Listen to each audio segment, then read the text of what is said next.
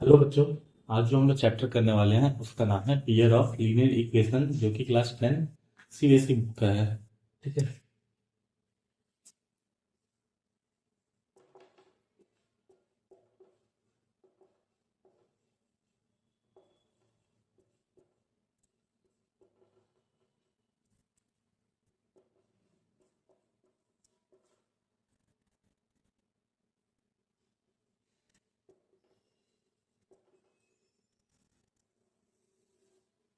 देखो, हमारे चैप्टर का नाम क्या था?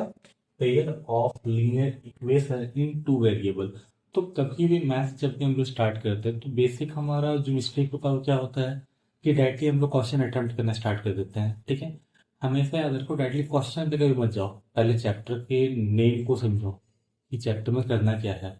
फिर उसमें जो कुछ थ्योरी पार्ट होता है, ठीक है, मेथड वगैरह दिया होता है, पहले उसको समझो फिर क्वेश्चन अटेम्प्ट करना स्टार्ट करो। ठीक है। तो पहले हम लोग चैप्टर का नेम को समझते हैं। चैप्टर का नेम पेयर।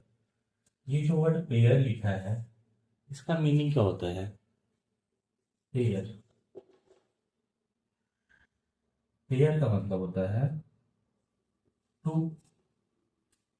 जैसे कि पेयर ऑफ, हम लोग एग्जाम्पल दे सकते हैं स्लीपर्स। डेली लाइफ के यूज है हमारा। पेयर का मतलब क्या होता है? उसमें दो होते हैं, सिंगल तो नहीं होता वो। ठीक है। वैसे पेयर ऑफ लीनियर इक्वेशन मतलब यहाँ दो लीनियर इक्वेशन होंगे। पेयर मतलब टू। लीनियर का मतलब क्या होता है? लीनियर का मतलब होता है highest power of variable is one. जो हमारा वेरिएबल होता है, like F Y Z A B C D, जो भी हमारा वेरिएबल होता है उसका हाईएस्ट पावर क्या होगा? उसका हाईएस्ट पावर होगा वन। ठीक है। सेकंड क्या है? इक्वेशन। Third, sorry, equation. ये क्या है? अलजेब्रा से रिलेटेड है। अलजेब्रा में हम लोग दो चीज पढ़ा था, एक होता है अलजेब्रिक एक्सप्रेशन, दूसरा होता है इक्वेशन। एक्सप्रेशन किसे बोलते हैं? जैसे 2x + 3y, ये एक एक्सप्रेशन है। ठीक है। जैसे 2x + 3y, ये एक एक्सप्रेशन है। लेकिन जैसे इसमें हमने लिख दिया =2, तो ये क्या बन गया? इक्वेशन। तो इक्वेशन मतलब इक्वल टू, सिंपल। ठीक है। नेक्स्ट आता है इन टू वेरिएबल्स। टू वेरिएबल्स मतलब ये सबसे सिंपल है। टू वेरिएबल्स का मतलब जैसे एक्स एंड वाई। ठीक है। मतलब फिर से रिपीट करें तो यहाँ दो लीनियर इक्वेशन होंगे। ठीक है। दो लीनियर इक्वेशन। लीनियर इक्वेशन मतलब जिसका हाईएस्ट पावर, वेरिएबल का हाईएस्ट पावर वन होगा। ठीक है। कांस्टेंट का है, हम लोग बात नहीं कर रहे हैं। वेरिएबल का हाईएस्ट पावर वन होगा और दो वेरिएबल होंगे। ठीक है। X and Y, A and B, C and D, कोई भी दो वेरिएबल हो सकता है। इसका स्टैंडर्ड फॉर्म क्या होता है? A X plus B Y, sorry, A X plus B Y plus C equal to zero. यहाँ पे ए क्या है? एक्स का कोइफिशिएंट है। ठीक है। बी क्या है? वाई का कोएफिशिएंट है। और सी क्या है? हमारा कांस्टेंट टर्म है। ठीक है। जिस किसी को नोट डाउन करना है वो नोट डाउन कर सकता है। ठीक है। या फिर स्क्रीनशॉट भी ले सकता है। ठीक है।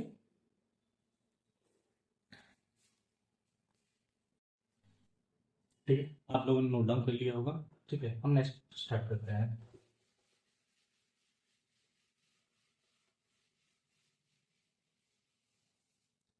नेक्स्ट हम समझेंगे इस चैप्टर में कौन कौन सा मेथड यूज करना है। ठीक है। इस चैप्टर में जो मेथड है, मेथड, देखो, इस चैप्टर में टोटली मैथ दो पार्ट में डिवाइडेड है। एक होता है हमारा ग्राफिकल मेथड, दूसरा होता है अलजेब्रिक मेथड। ठीक है।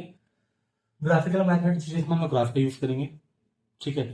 अलजेब्रिक मेथड में दो मेथड है। अलजेब्रिक मेथड दो मेथड में डिवाइडेड है। एक है सब्स्टिट्यूशनल मेथड और दूसरा है एलिमिनेशन मेथड। मतलब बेसिकली अगर बात करें डायरेक्टली तो ये देखो, जो फर्स्ट एक्सरसाइज हम लोग ग्राफिकल मेथड से सॉल्व करेंगे उसमें टोटल 3 क्राइटेरिया है सॉल्यूशन फाइंड करने का। ठीक है, तो माइंड में ये डाउट आता है सॉल्यूशन होता क्या है। ठीक है, तो पहले सॉल्यूशन क्या होता है वो समझ लो, और साथ ही साथ ये A1 A2 B1 B2 C1 C2, ठीक है, ये क्या होता है। तो देखो, सॉल्यूशन का मतलब होता है जैसे हमारा इक्वेशन है, ठीक है, 2x plus 3y equal to 5z, ठीक है, 3x plus 5y equal to 6z।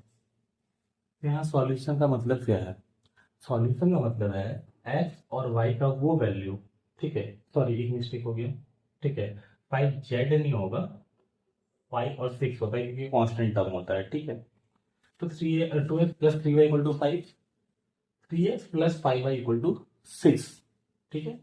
इसमें जो 2 होता है वो x का कोएफिशिएंट होता है, जो 3 होता है वो y का कोएफिशिएंट होता है, और जो 5 होता है वो हमारा कांस्टेंट टर्म होता है। ठीक है, वैसे ये भी क्या है, हमारा जो सेकंड इक्वेशन है उसमें x का कोएफिशिएंट है, 5 y का कोएफिशिएंट है, और 6 जो है हमारा कांस्टेंट टर्म है। ठीक है, इसे लिखते कैसे हैं बेसिकली हम लोग, 2x plus 3y minus 5 equal to 0, 3x plus 5y minus 6 equal to 0। लेकिन ये दो अलग पार्ट है, पहले हम लोग सॉल्यूशन को समझते हैं। ठीक है, सॉल्यूशन का मतलब क्या होता है कि x और y का वो वैल्यू जिसे पुट करने से हमारा LHS और RHS इक्वल हो जाए, मतलब इस साइड भी 5 आ जाए, उधर तो 5 है, इधर भी 5 आ जाए, और x का वो वैल्यू और y का वो वैल्यू जिसको यहाँ पे हम लोग पुट करेंगे तो हमारा LHS और RHS इक्वल हो जाएगा दोनों इक्वेशन में। ठीक है, तो सॉल्यूशन का मतलब क्या हुआ, एक्स और वाई का वो वैल्यू जिसे हम लोग यहाँ पुट करेंगे तो हमारा LHS और RHS इक्वल हो जाएगा। नेक्स्ट, A1/A2 B1/B2 C1/C2, ये होता क्या है, A1 B1 C1 A2 B2 C2 क्या होता है समझो। जैसा हमारा इक्वेशन है, ठीक है, 5 जो साइड था उसको हम लेफ्ट साइड ले आएंगे जनरल फॉर्म में, ठीक है, AX plus BY plus C के फॉर्म में। ठीक है, तो हमारा A1 क्या हो जाएगा, फर्स्ट इक्वेशन का एक्स का कोएफिशिएंट, B1 क्या हो जाएगा, y का कोएफिशिएंट, C1 क्या हो जाएगा, कांस्टेंट टर्म। वैसे ही B2 क्या हो जाएगा, सेकंड इक्वेशन का x का कोएफिशिएंट, B2 क्या हो जाएगा 5, मतलब y का कोएफिशिएंट, और C2 क्या हो जाएगा -6। अब सॉल्यूशन फाइंड करने का बेसिकली 3 क्राइटेरिया है हमारे पास। पहला होता है यूनिक सॉल्यूशन। ठीक है, यूनिक सॉल्यूशन का क्राइटेरिया क्या है, A1/A2 not equal to B1/B2। जो हमारा A1/A2 होगा जैसे 2/3, ठीक है, जैसे कि 2/3, ये इक्वल नहीं होगा किसके, 3/5 के, दिख रहा, ये दोनों इक्वल नहीं है, तो उससे क्या फाइंड आउट होता है, यूनिक सॉल्यूशन। दूसरा क्या है, नो सॉल्यूशन, मतलब सॉल्यूशन आएगा ही नहीं, एक्स और वाई का कोई ऐसा वैल्यू नहीं आएगा जिसको पुट करने से LHS RHS इक्वल हो जाए। थोड़ा ध्यान से समझना, यहाँ मैं ये नहीं बोल रहा कि एक्स और वाई का वैल्यू फाइंड आउट नहीं होगा, एक्स और वाई का वैल्यू फाइंड आउट होगा, एक्स का वैल्यू निकलेगा, वाई का वैल्यू निकलेगा, लेकिन जब उसे यहाँ पुट करेंगे ना तो LHS RHS इक्वल नहीं होगा। ठीक है, मतलब यहाँ सॉल्यूशन नहीं मिलता है, इनफाइनाइट सॉल्यूशन। ठीक है, अच्छा हाँ, नो सॉल्यूशन का क्राइटेरिया क्या है, A1/A2 equal to B1/B2 not equal to C1/C2। ठीक है, थर्ड होता है इनफाइनाइट सॉल्यूशन। इनफाइनाइट सॉल्यूशन मतलब हमारे पास बहुत सारा सॉल्यूशन आएगा, मतलब एक्स वाई का बहुत सारा वैल्यू आएगा जिसे पुट करने से LHS RHS इक्वल हो जाएगा। ठीक है, इसका क्राइटेरिया क्या होता है, A1/B2 sorry A1/A2 B1/B2 equal to C1/C2।